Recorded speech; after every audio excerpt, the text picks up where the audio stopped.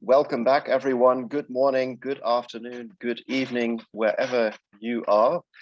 We're going to move forward with our next panel, which is going to be about character assassination in international relations. And our first speaker for the day is going to be a familiar name for many of us here, Ekaterina Egorova, who is a political profiler in the US. And she's going to talk to us about character assassination in information warfare in internal relations. Ekaterina, the floor is yours. Thank you. First of all, I'd like to say thank you very much for the invitation me to this conference. It's a great honor. I should say that information goal is very important among national foreign policy objectives for many countries.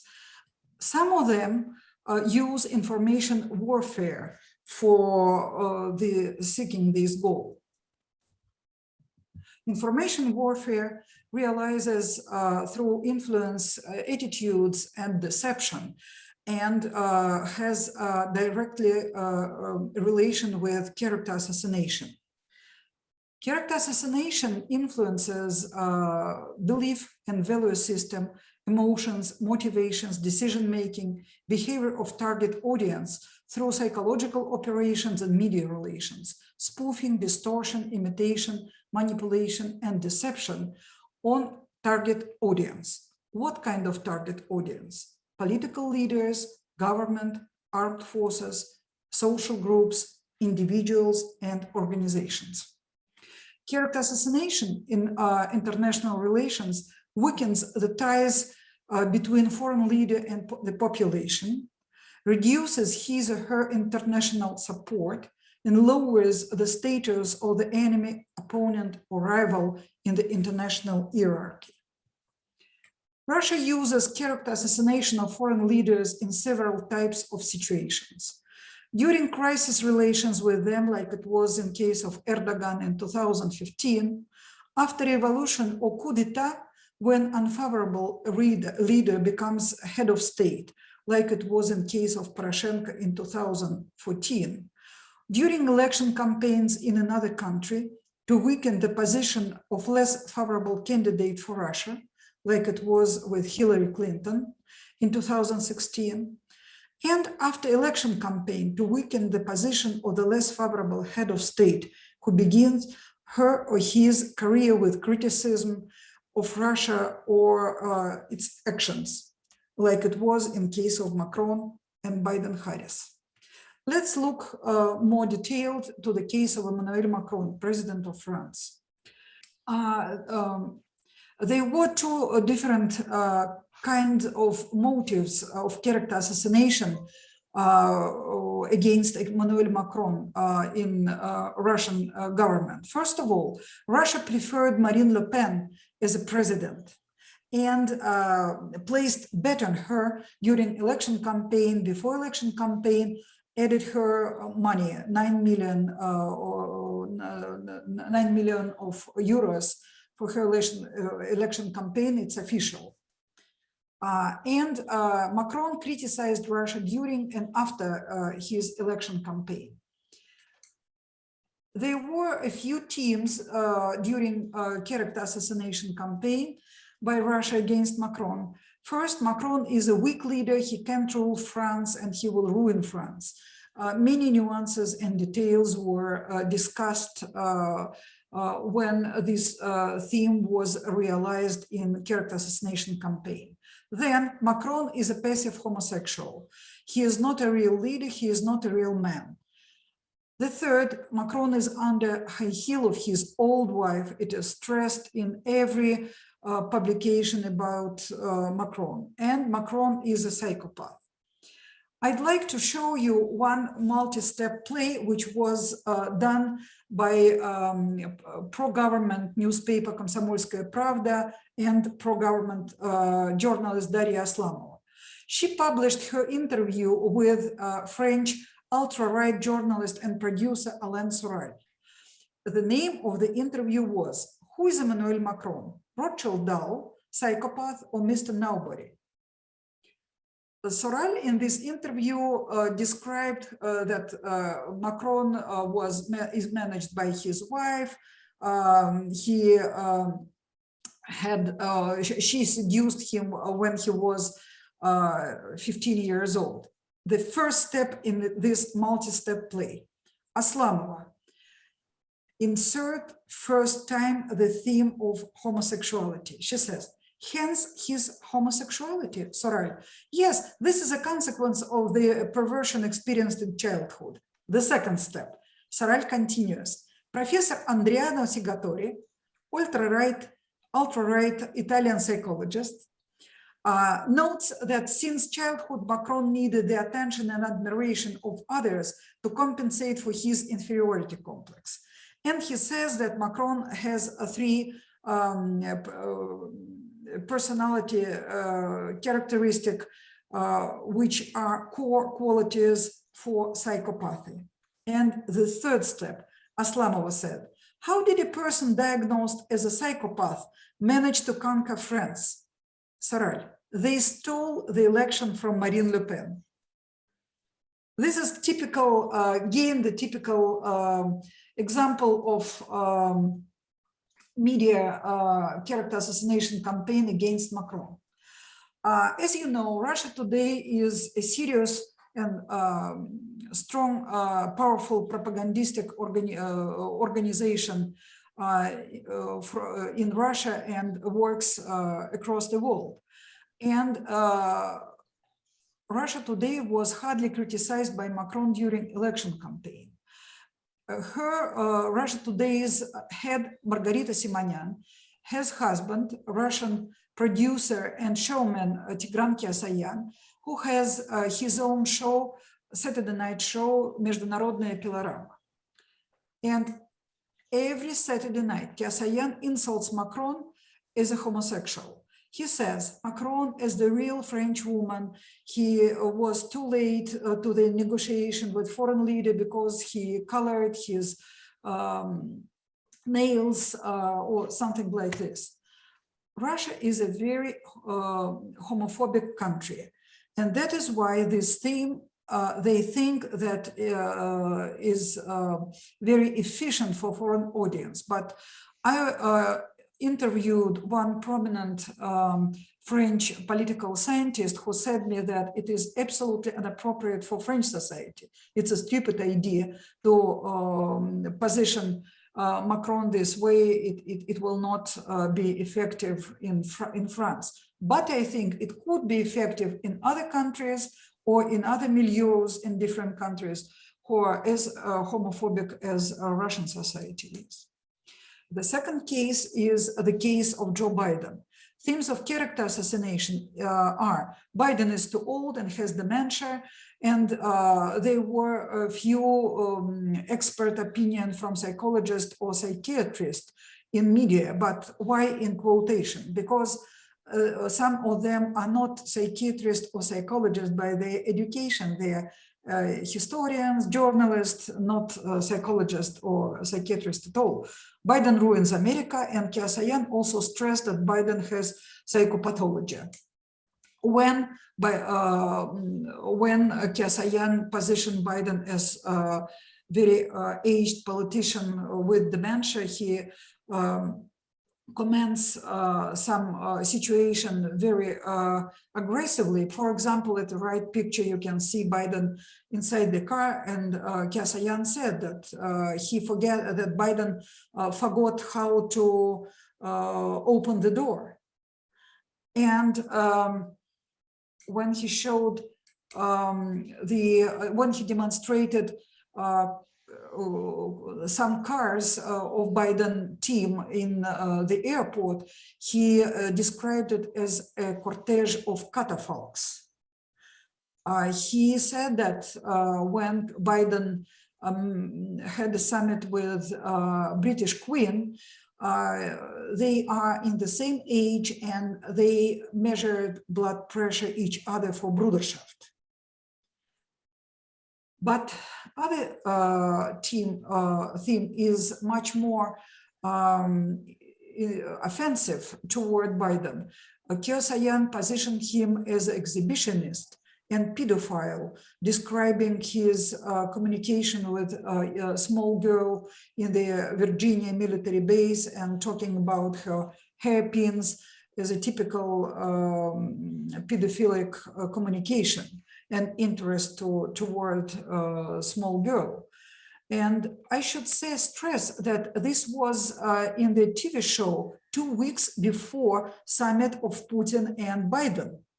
That is why they lower the status of this summit. And it seems to me that it was not very effective toward the Putin's image, because if Biden is so awful, what for he will meet with him that time. After the meeting, Biden in his Saturday night show said that Putin was a real boss and Biden was a grandpa during the summit, that he forgot everything and he was disoriented. And of course, Putin was only one leader in this summit. If we make a conclusion, I should say that character assassination of foreign leaders often is used in information warfare in international relations. Russian approach to character assassination in international relations is tough. It contains false information, deception, ad hominem, health and personality themes, insult, and other techniques. But there is a weakness of Russian approach, and this weakness is a projection of their own prejudices to a foreign audience. Thank you very much for your attention.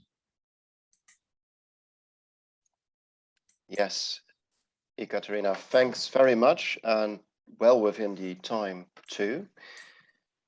So we're going to save the questions until the end of the panel and move right along with our next speakers who are with us from Greece, Athina Limnioudi and Athanassios Samaras, whom we all know, of course, from the University of Piraeus, and they'll be talking to us about the case of Cosco and China in the Greek communist press and parliamentary discourse. Go ahead. Can you see my screen? Yeah, we can. Okay. Well, hello everyone. Thank you for being here today. My name is Athina Limnioudi. I'm a PhD candidate at the Department of International and European Studies at the University of Piraeus. And before I move on the main analysis, it's important to mention a few things about the important role of the port of Piraeus to the Greek economy. The port is a main gate for imports and exports and plays a vital role in the Greek economy. Also, its geographical advantage can be utilized for facilitate and increase transfer flows from different countries and vice versa. Due to the economic crisis that has been going on for a decade inside Greece, the Greek government was led to new economic policies that contains utilization of public property, aiming to attract foreign direct investments. So privatization as part of these new policies was inevitable, such as the one that happened with the port of Piraeus. 2008-2009, the center-right New Democracy administration privatized part of the port of Piraeus. Cosco, the state-controlled China ocean shipping company, acquires 51% stake of the Piraeus Port Authority. This, of course, was a part of Chinese border investment plan to create a new Silk road that consists of a set of trade routes and agreements for economic cooperation. Therefore, port investment allows China to control the transport of goods and people and serves as a tool to maximize political influence and intervention.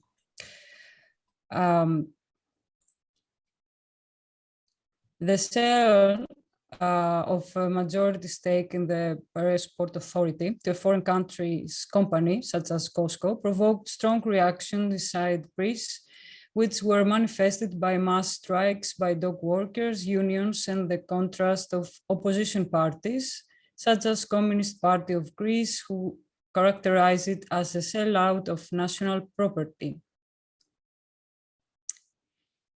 So the primary focus of the current presentation is the cancel culture style reactions against communist China and by the Greek Communist Party, instigated by the privatization of Piraeus Port Authority and the consequent entrepreneurial practices of Cosco. This is part of a wider research project which primary focus on examining the rhetorical construction of the direct foreign investment, and secondary to analyzing the interplay of the image of a company and its country of origin as they have been rhetorically constructed by the party system and the media. In this figure, essentially illustrates the perceptual framework for the image that was used in the research that preceded this one. And this is the causality according to which political and their communication strategy domesticates the images of Cosco in China.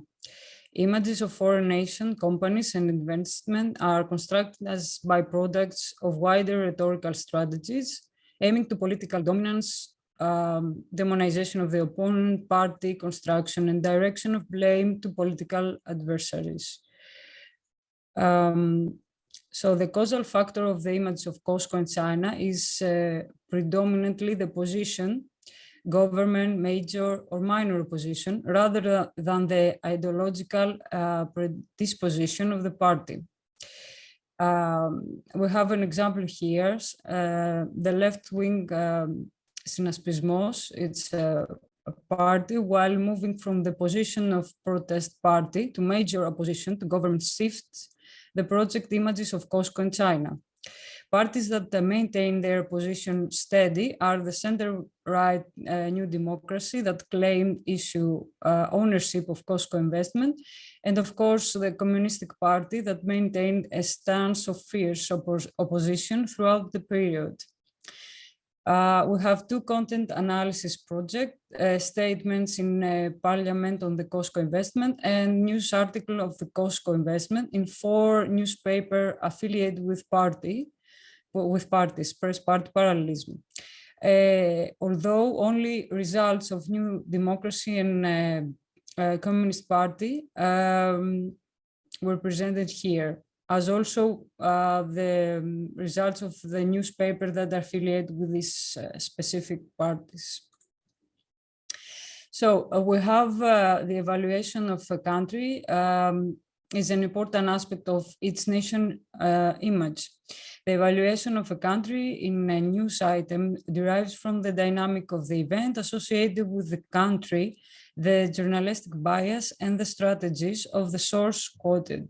We have 6 scale measurement instruments, a very negative, negative, neutral, positive, very positive, and no evaluation.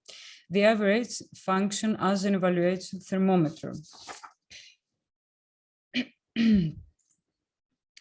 Okay, as you can see here, the evaluation of a country is an important, the evaluation of the image of both China and Cosco remains particularly negative in the Communist Party of Greece, in contrast to the New Democracy Party, in which the image of 2 political subjects is very positive.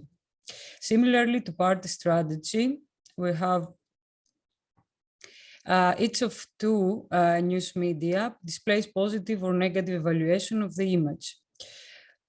Apart from presenting Ριζοσπάστης is the Communist Party newspaper, while Καθημερινή is a center-right bourgeois newspaper affiliated in a wider sense with the Conservative Party, the Νέα Δημοκρατία Party.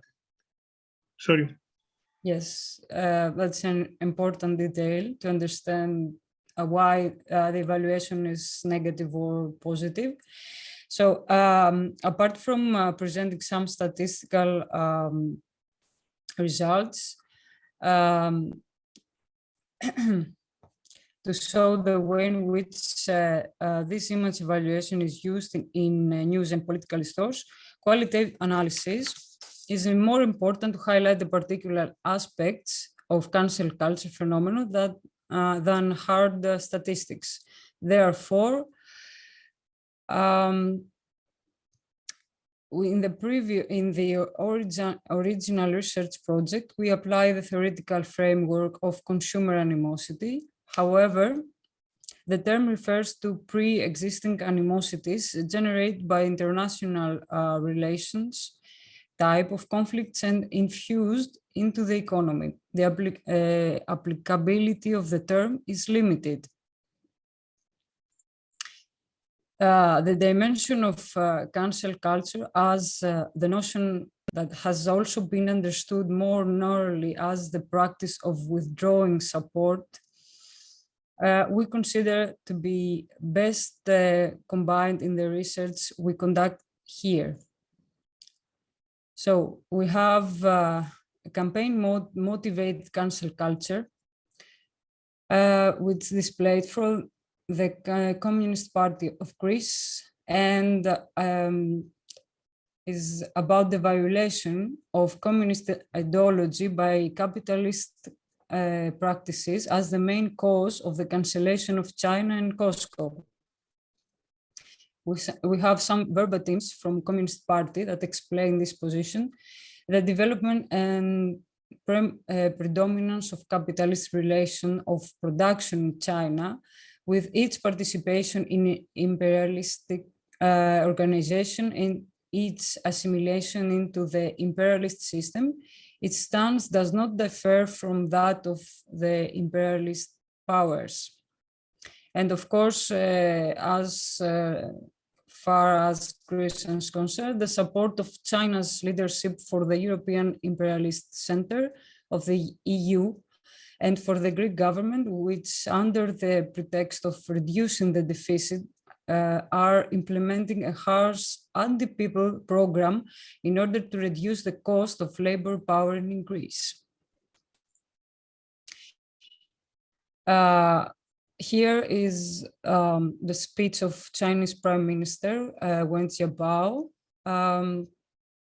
that we can you can read afterwards the presentation, I mean, and see some of the points that there is a difference between the Communist Party ideology and the one that presented here by the Prime Minister. So for an old politics cancelling strategy that applied from Communist Party of Greece, it's not a typical cancellation strategy, though through social media, of course, because the Communist Party of Greece implemented its strategy through parliamentary discourse, the party newspaper Ριζοσπάστης, and traditional mobilization, agipro techniques. We are not discussing the way of privatization, the price of the origin of the investor, and we emphasize the necessity of the coordinated struggle of workers and popular strata by requesting public ports, property of the people, which will work to serve the needs of the people. Other verbatims we can see here that as the president of Cosco said, we hope that the Greek side will create a favorable environment for us, and it's best not to have so many strikes. for this sentence, it's against the rights of workers, dock workers, to claim better working conditions, labor conditions. So it is a sentence that is opposed to ideological the ideology of Communist Party about how the workers must work or have specific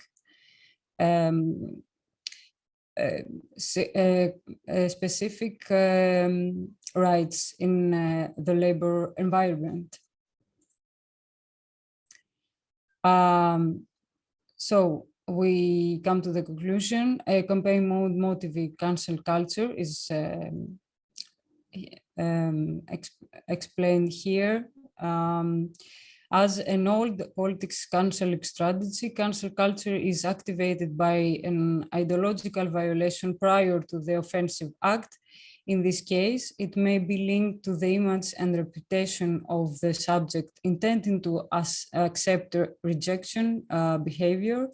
The way in which a group such as the Communist Party of Greece perceives the violation of social conditions, whatever it concerns, is not widely accepted. Hence, the case of cancel culture concerning the Chinese investment in Greece appeared consistently only in Communist Party rhetoric and not in others' party. Athina, you have 1 minute left. Yes, and one more sentence: promoting inappropriate working condition, accidents, or anything else related to the violation of employees' rights by the company in order to provoke strikes by employees, who in this case are considered as punishment of the company, aiming to reverse this violation and establish different working condition. And thank you for your attention. Yes, thank you very much. That was very interesting. Let's immediately move on to our third speaker, another familiar face and someone who's frequented many CARP events, namely independent scholar Irina Tsukerman, who is with us to talk about how the Gulf crisis of 2017 weaponized character assassination in total war by cancellation. Athina, could you please close your presentation? Yeah, thanks very much. Okay, then Irina, you can share your screen if you like and start your presentation. Good afternoon, everybody. I'm actually calling in from Geneva, and I'll give everyone a break from PowerPoints and just focus on telling the story. I'll keep it brief, and we can explore it more in questions and answers because it's a complicated paper that I'm working on. The paper is focused two issues: one on the strategy of cancellation, which is used by the main actors in the story. The main actors being state actors, namely Qatar on the one hand, and its rivals, the so-called anti-terrorism quartet, Saudi Arabia, UAE, Egypt, and Bahrain on the other. The backdrop to the situation was the crisis that emerged over a variety of different geopolitical issues between those states. It broke out in 2017, led to protracted information warfare and huge use of character assassination, in particular aimed by Qatar against the heads of state of those countries, especially in Saudi Arabia and UAE. It was supposedly concluded in January of this past year at Al-Ula with the Al-Ula agreement that was supposed to put an end to the hostilities. However, none of the substantive issues and political, moral, or economic crisis had been actually resolved or settled in any way. And the strategy of the actors have shifted from, on Qatar's part, from utilizing its own Arabic-speaking media to relying more on Western lobbies and actors, but essentially it continued in the character assassination attempts against its targets. Now, to explain what I mean by total war, there are two concepts here. One is the fact that it was that the character assassination in question is a multi-pronged attack, a very complex use of hybrid warfare on multiple fronts, not just the traditional social media cancellation types of attacks, but the use of lawfare, meaning the use of the legal system to achieve these ends, the use of economic warfare, the use of political lobbying, and all of that fought simultaneously on multiple fronts in an effort to bring down the target. The second issue here is the fact that is the audience, the targets of the attacks. It's a three-pronged strategy. I identified as a participant observer as well as through case studies. The strategy of trying to cancel the target starts with the bullseye, essentially, of the main target, the head of state or prospective head of state, basically the main person. The secondary concentric circle around that person who is being canceled, taken down, dragged down through repeated attacks by association, his immediate associates, close defenders, other high-level people, whether it's on a political, economic, business, or personal associations and supporters.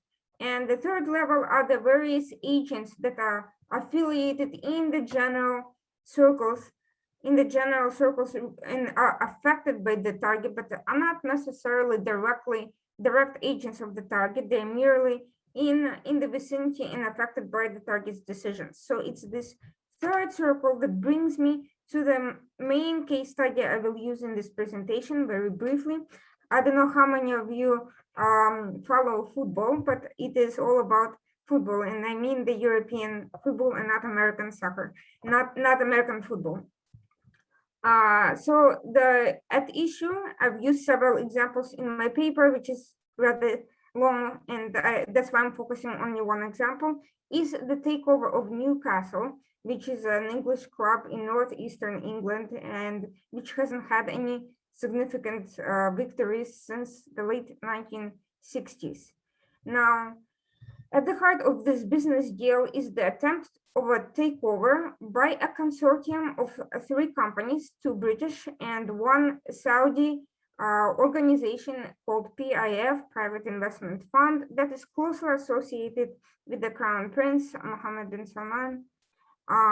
They had approached the Premier League in England with an offer to take over for a significant sum of money. And at issue was that this takeover would, on the one hand, place Saudi Arabia in a geopolitically competitive position with regards to its sports strategy. All of these Middle Eastern states use sports as a sort of a way of self-promotion. But on the other hand, it would revitalize the club, and as well as the local region dependent on it. The Premier League initially appeared to be open to this takeover going through. Things seem to be going well, but all of a sudden, it essentially stopped the deal from moving forward. But it didn't completely cancel the deal. It basically said PIF is a state or a structure. And if the takeover is allowed to proceed, then it's the Saudi government that's going to be in directorship position of the Newcastle, which is not allowed by the rules.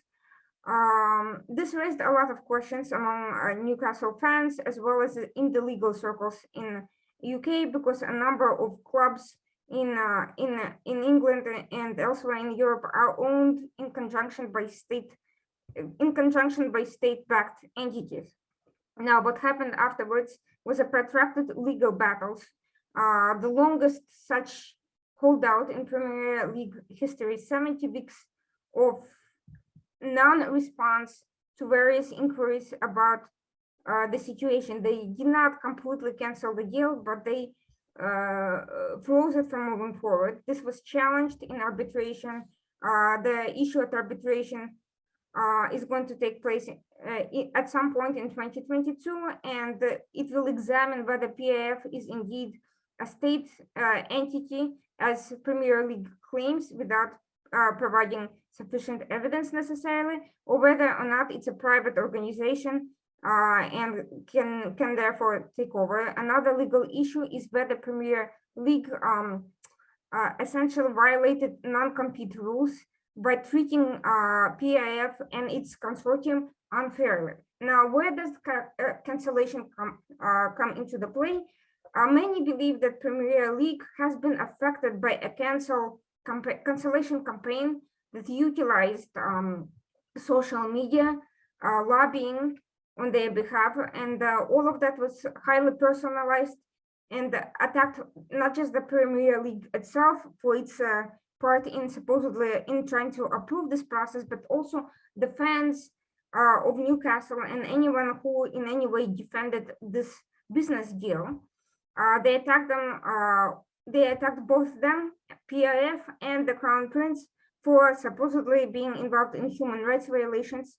And human rights was the alleged reason for why this deal could not be moved forward. There were also various political implications where when the opponents of the deal approached Boris Johnson most recently, and he actually made a public comment accusing the consortium that which included PIF from being a cartel and operating in ways that violate anti-monopoly regulations without giving any evidence to that effect.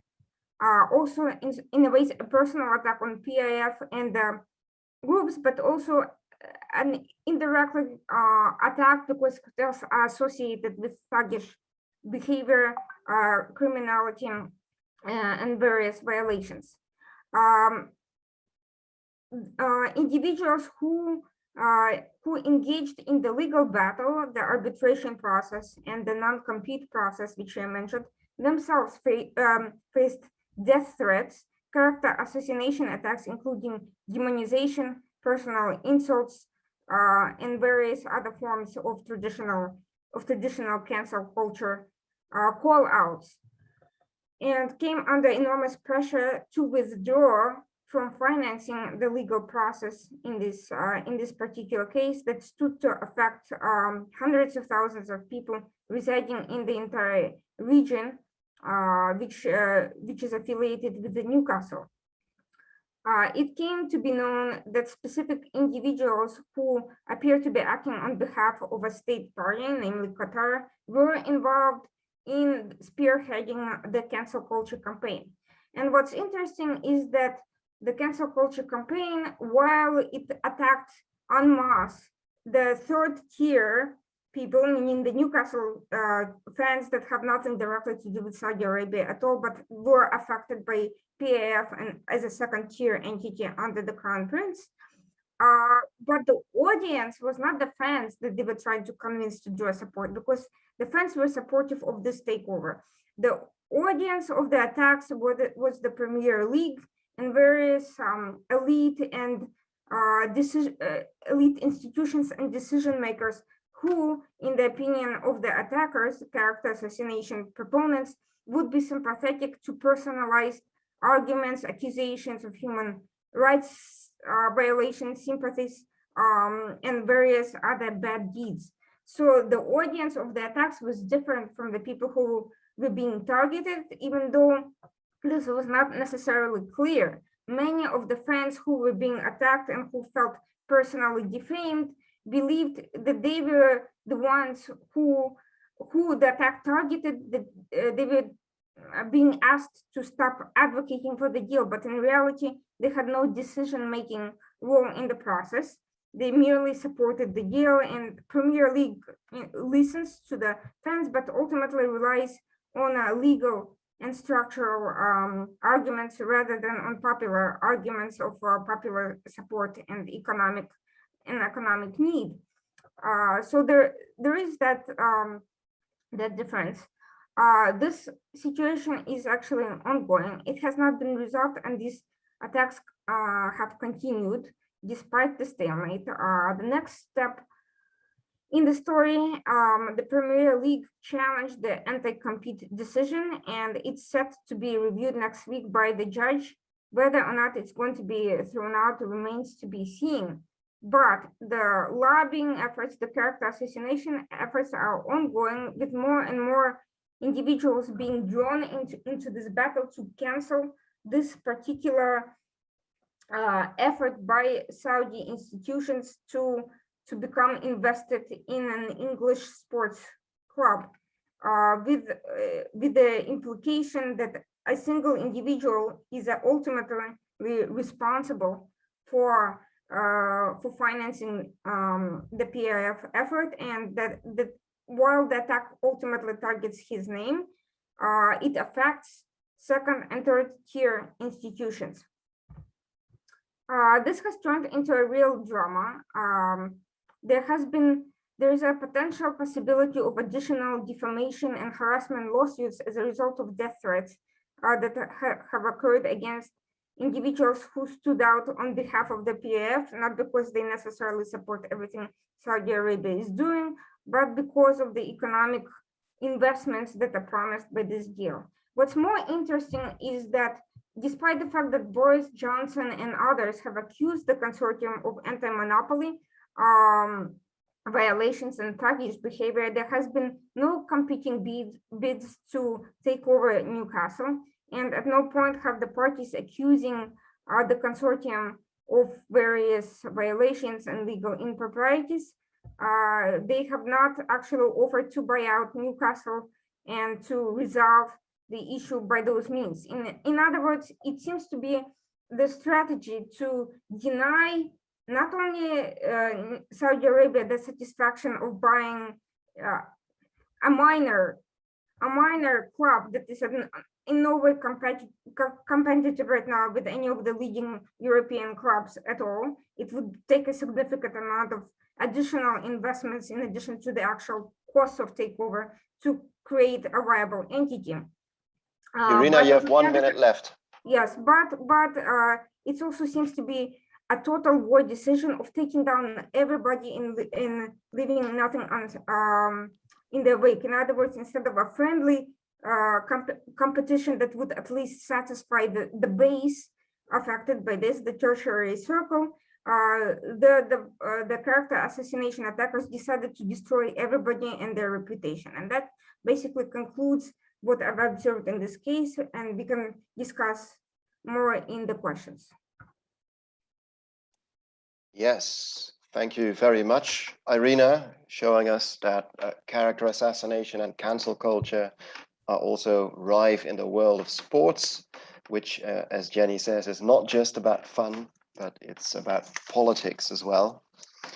Good, we have one presentation left in this panel, and that is Divine Narkotey Aboagye from the University of Maryland, who is here to talk to us about unilateral international sanctions, cancel culture, and the rhetoric of US foreign policy on Iran and North Korea. Divine, the floor is yours. All right, thank you so much, Martin. All right, so I'm presenting on unilateral international sanctions as cancel culture, and how the rhetoric of US foreign policy relates to, especially on North Korea and Iran, on the nuclear deal and all that, you know, we could be thinking of cancel culture also happening in these discourses.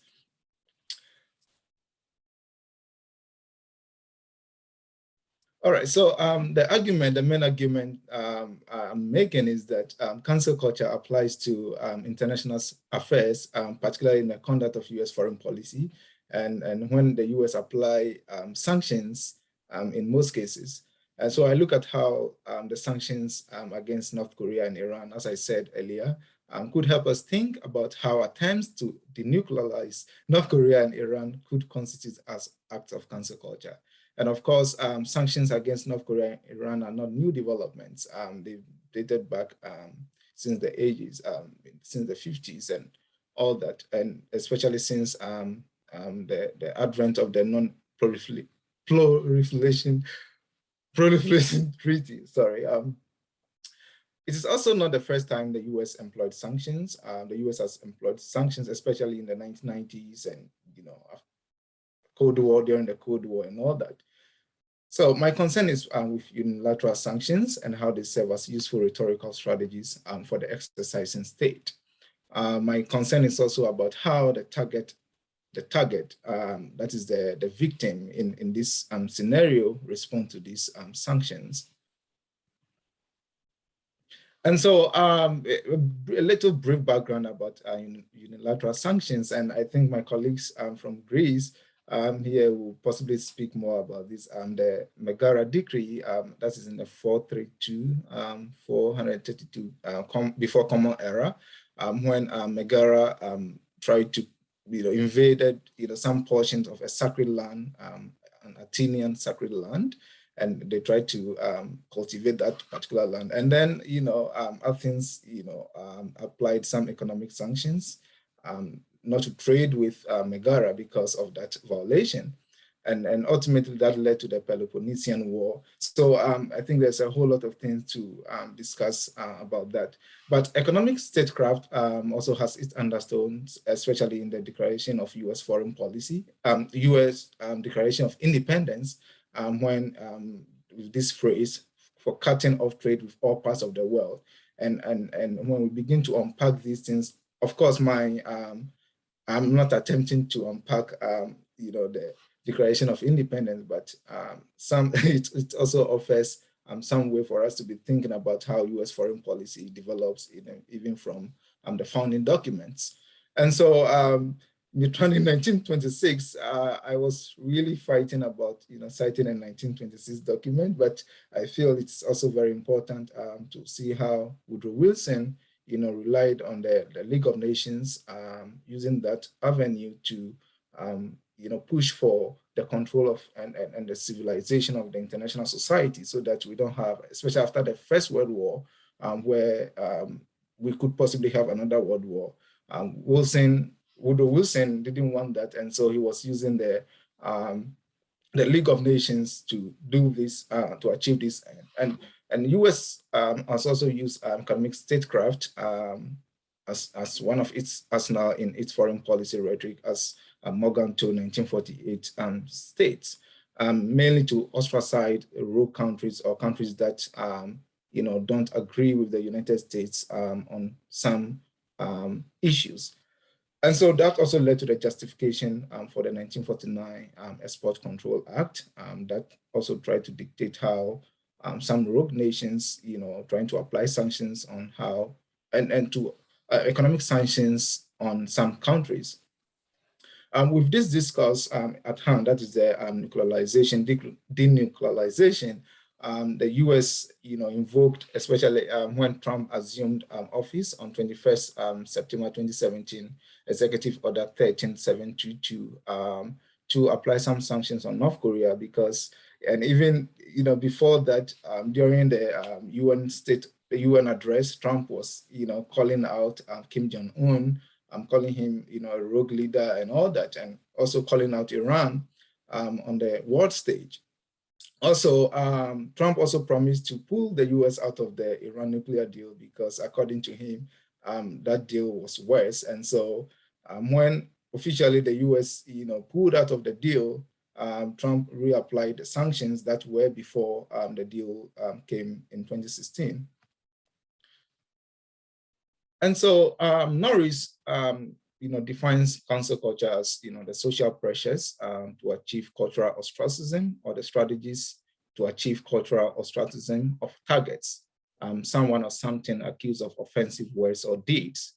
And so thinking about international relations and foreign policy, cancel culture could then be operationalized as the strategies deployed by world powers to soft balance threats from both state and non-state actors whose actions, deeds, discursive and material moves threaten and violate international laws and statutes.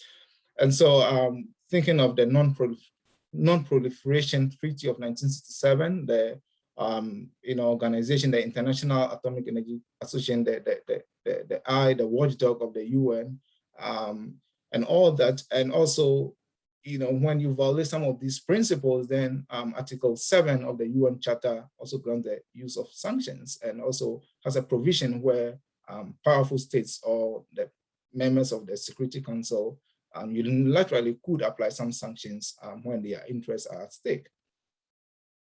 And so where does rhetoric matter in all of this? And so I like this definition of rhetoric by Thomas Farrell. Of course, in the US, study of rhetoric, is from the Greek tradition.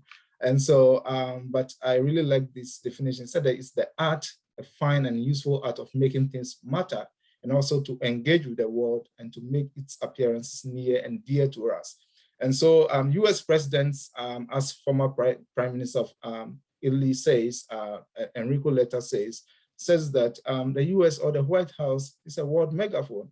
And so anything that is, that's coming from the White House or from the US presidency carries a lot of exigency and a lot of, popular, it receives a lot of media coverage and concern in many countries, and not only in the United States, but almost everywhere. It resonates everywhere. And so the rhetoric also helps us discern the motives of the United States and its strategic calculations.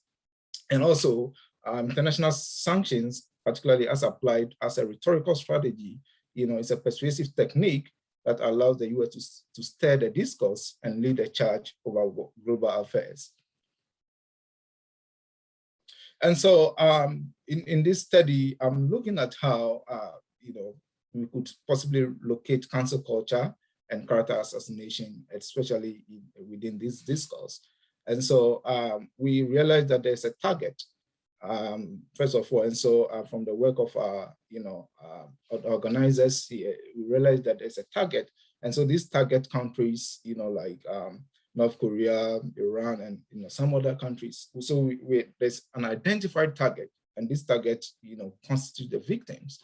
And so these unilateral sanctions are then applied to shame the targets and also to, make them subservient to the international regime.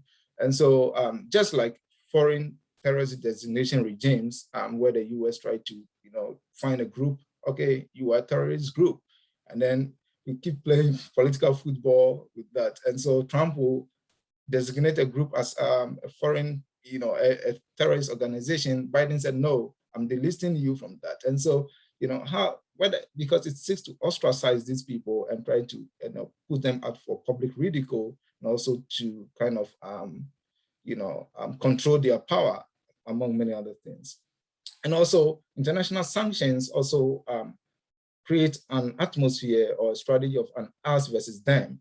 And so if you are with us, then it means that you should be against what, in quote, rogue nations do, and also to gain strategic advantage. And so, for example, as the largest continent, on the world, arguably, Asia is, is a very strategic place for the US to also control world discourse. And so trying to make sure that you denuclearize at the attempts of these, helps also with the US unipolar global hegemony. And some implications, conclusion, and future research. So international sanctions are a means to exercise global governmentality. And so thinking through Foucault's later lectures, we could see how international sanctions are a means to gain control over affairs, both regionally, internationally as well. And so, but applying international sanctions more often, have resulted in sanctions becoming a common sense. And so, inspired by Antonio Gramsci's and the Italian philosophers, principles of political theory, when the hegemon tries to, gain control through the use of, commonsensical principle of things, obviously the people become also aware of some of these things and begin to rise against some of these things. So how are other countries like North Korea and Iran, making sure they are resisting, some of these moves? Of course, they prepare that they know that, yes, I want to offset, the international regime. Therefore, let me do something quickly to make sure that I'm also in the news. And so in the current international climate, where, words matter and, there's nothing like bad publicity, most of these countries or leaders also want to, feel important in the international realm. And so we also need to study more about inoculation strategies, and I'll be looking more at Dr. Compton's work, and also in terms of image repair, how these countries are able to, conform to the dictates of the United States and other international bodies. And so looking at Benoit's work will also help me. And then thinking about Gramsci, these countries also develop a war of position. They basically analyze some of these strategies, and then, it's like taking antibiotics. So the more you take antibiotics, the more the bacteria become resistant. And so the more sanctions, the more these countries begin to call the bluff of some of these sanctions. And so, yeah, in the long run, we will see negotiations and arbitrations, seeming to be the final strategy. So you see Trump meeting with Kim Jong-un, for example, the Iranian deal, like the JCPOA deal that involves, and currently that deal, Biden is still trying to resurrect that deal, or maybe a new deal altogether. And so international sanctions, though they are very quick, they help the hegemon to really establish a very quick strategy. It also helps them to also consider options. Okay, so while they apply the international sanctions, try to demonize you, they're also exploring other avenues to engage with you. And so looking at how these things, apply in terms of how cancel culture, especially with, related to the nuclear controversies, seem not to be working very well. So I think maybe our political leaders should also, more, try to use diplomacy more than more or less the hardline options that they take. Thank you all very much. Thank you. Yes, thank you very much, Divine, for that interesting presentation. Good. Well, we now have about 15 minutes left for questions. So I already saw some interesting comments in the chat. Please use the chat or just raise a virtual hand if you would like to ask anything of any of our four speakers. Perhaps I can kick off with a question to Ekaterina, because you talked about Russian rhetoric.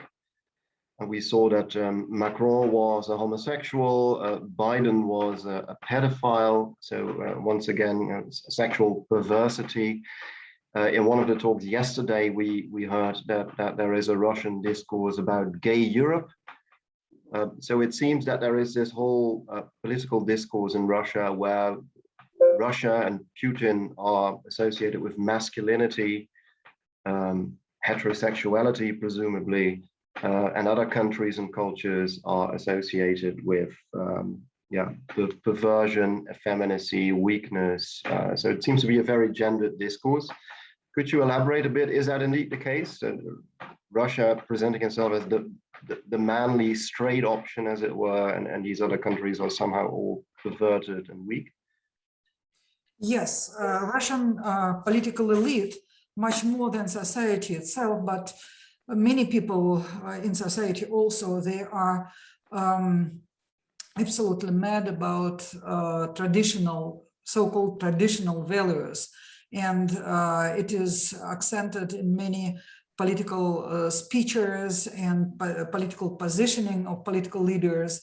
And they accuse, if they would like to kill reputation of somebody, they accuse these people in homosexuality or some sexual perversion. It's very, very popular trick in Russian politics. And especially the concept of gay Europe, not gay Europe, gay Europe. Yes, it was, okay. Yeah, gay, in Russian, gay Europa, Europa, gay Europa.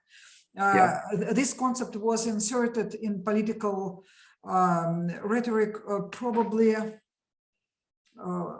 6 or 7 years ago.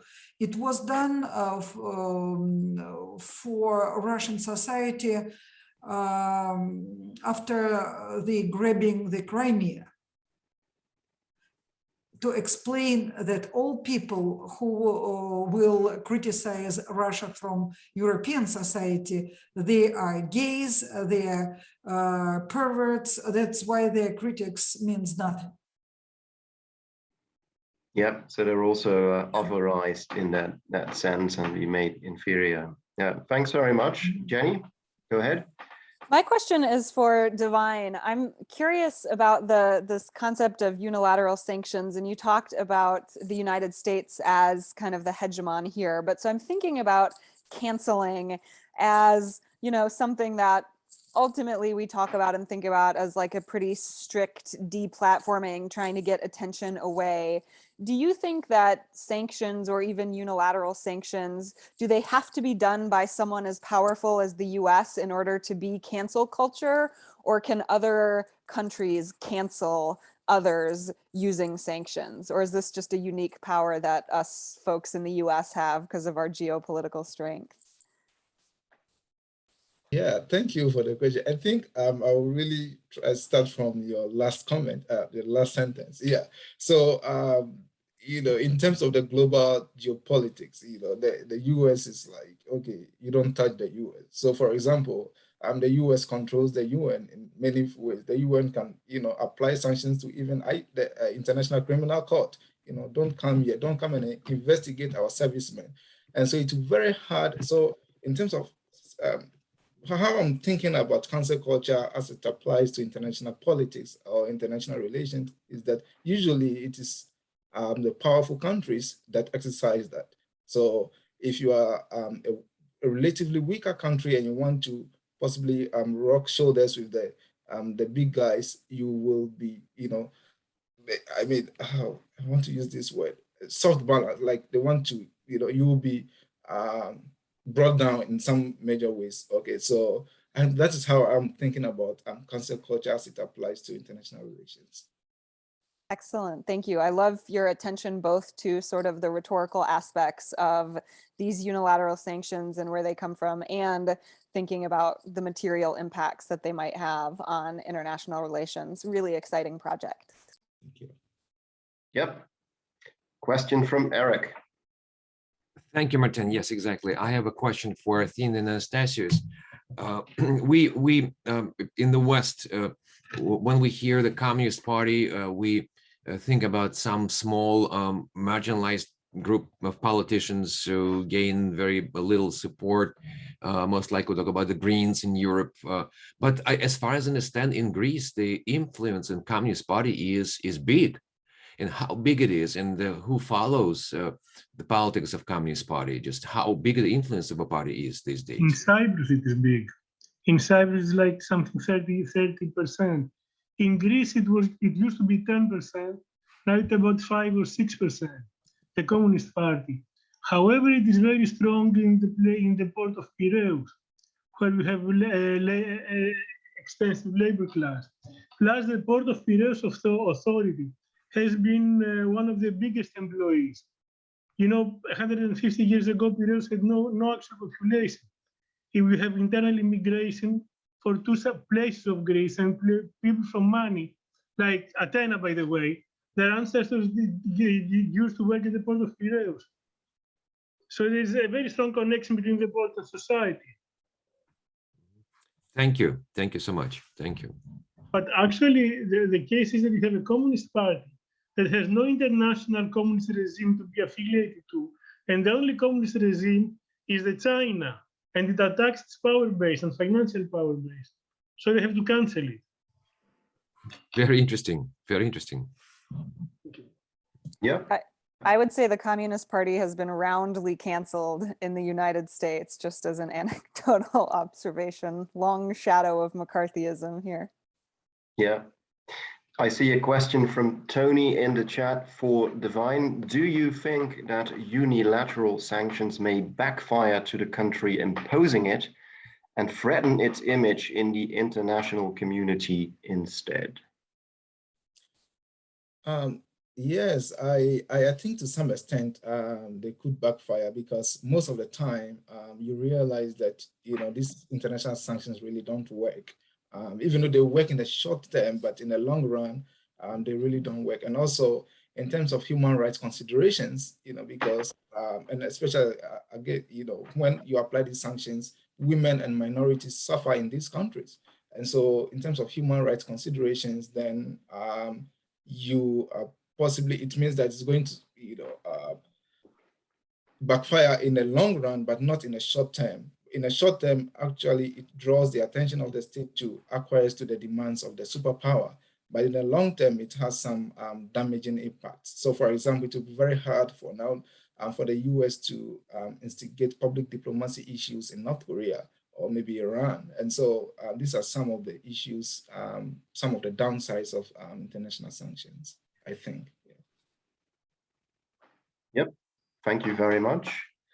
I see an earlier comment from Leslie asking about Agamben's Homo sacer as an embodiment of the CARP concept of the target, ? Leslie, perhaps you would like to elaborate on that? Do you repeat the comment, please? I bet my mother wished she had a button like that. Yep. Yeah, It's often said I that. haven't heard I didn't hear the question clearly. Okay. Yes, Leslie, go ahead. Could you repeat the question? Well, it's in the chat, and when Divine mentioned Gramsci, I felt that he's looking at some of the same theorists I am, where we have to kind of, you can't see those Nazca lines or crop circles unless you're way up above them. And so these experiences we're having in this century sort of make some of these people whose, they were hard to read, I'll admit it. Gramsci, Althusser, Foucault. Foucault prepared the way to try to read Agamben. But Agamben has a metaphor in there, and he's rewritten, I think there's an omnibus edition of Homo sacer right now, where Homo sacer translates to sacred human, sacred man, depending on what you want to say. And that's an outsider who is not subject to the laws. It's because he doesn't have access to application of the laws. It's not because he's a renegade. Am I correct in your reading of that? But anyway, talking about sovereignty instead of hierarchy, where power is kind of triangulated, and this is Foucault, biopower and biopolitics. Power flows is a triangulation among power, discourse, and the subject. And so the position of the subject is non-determinate. And sometimes, as in character assassination, the subject is still there, but just sort of like an object to be either squashed by the sovereign juggernaut and left as a little grease stain on the road, or ignored. So when we're talking about civilizing the global relationships among people, I think this is a really important topic that we've covered in the last 3 international conferences. And I think we're getting to the point where, is that a bird down there? Looking at the Nazca line and trying to figure out how to deal with it. And I wondered, I liked your concept of a war of position and cultural ostracism. And so we're not just talking about individuals now, that we have these fictive entities that, I mean, in the United States, corporations are people that can vote and have rights, more rights than the humans that compose them. So I think talking about entire cultures and humans as like little cells within those bodies politic, and the ones that like to, the cells that like to rhetorically or figuratively raise issues, I think in terms of these medical analogies, we could consider those as cancerous from the viewpoint of the cultural body. So I think Divine's trajectory here is really, really interesting and important. And I wondered what you wanted to say about that. How does the individual self fit in within these, like one little cornstalk in a crop circle? Yep. Divine, go ahead. Right. So while I was trying to do the research for this study, I mean, this is an ongoing study. And so obviously I'm going to really employ, read Foucault, Gramsci, and then Agamben, together and see how I'll be able to tease out the concept. But most of the scholars of international relations who are trying to apply Foucauldian concepts to, like global governmentality, some are also resisting that idea. So for example, Jonathan Joseph was saying that, in terms of the Foucauldian concept of governmentality, you can't really apply it to the international realm because it's basically about a specific country or country by itself. And so trying to import these to the international realm could be problematic. And so I think that in terms of the individual level and all that, basically trying to think up through these concepts, I think it yields a lot of, it has a lot of heuristic, proponents that I think we could explore further and which I'm really going to look at and to see how I'll be able to do that. And of course, I will be contacting you for more insights on that as well. Yep, thanks. I see a question from Dr. Samoilenko.